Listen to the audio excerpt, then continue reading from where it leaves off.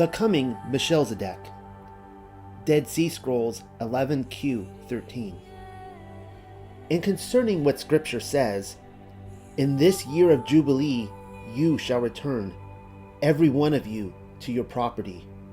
Leviticus 25:13. And what is also written, and this is the manner of the remission. Every creditor shall remit the claim that is held against a neighbor, not exacting it of a neighbor who is a member of the community, because Elohim's remission has been proclaimed. Deuteronomy 15:2.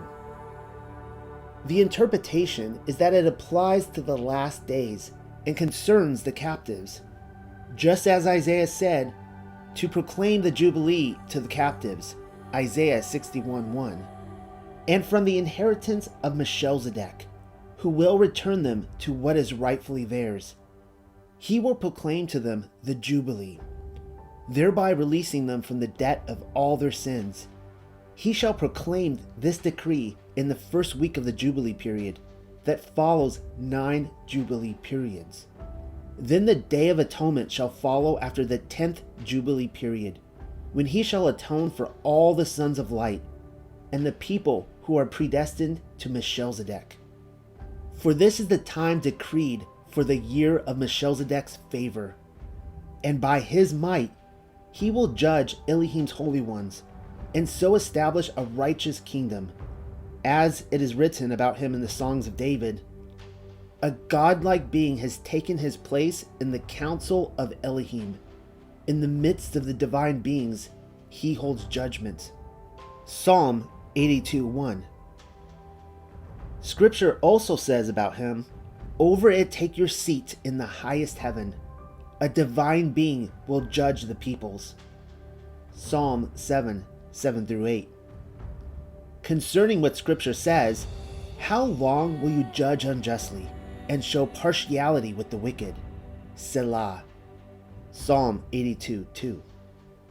The interpretation applies to Belial and the spirits predestined to him, because all of them have rebelled, turning from Elohim's precepts and so becoming utterly wicked.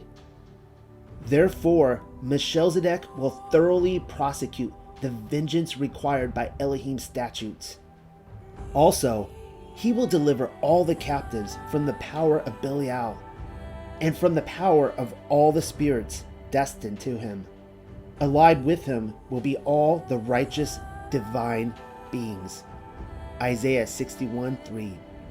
The visitation is the day of salvation that he has decreed through Isaiah the prophet concerning all the captives, inasmuch as Scripture says, how beautiful upon the mountains are the feet of the messenger who announces shalom, who brings good news, who announces salvation, who says to Zion, your divine being reigns. Isaiah 52:7.